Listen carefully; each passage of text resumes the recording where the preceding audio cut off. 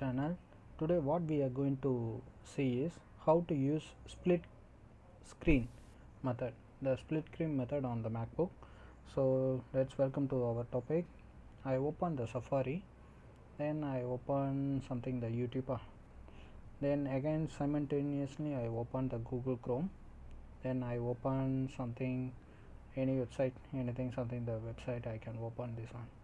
Then after that I open here, right? This one is a main factor. See this one is a different option app, so you can use this option to this Google Chrome use on the right side or left side. You can fix this one. I use this one, the Google Chrome, on the right side, then I give this one is a right side. Then after that this one automatically coming to the left side. So see guys, it's two pages on the two side. You can use it on simultaneously. One is the Safari, then one is the Google Chrome. You can use simultaneously.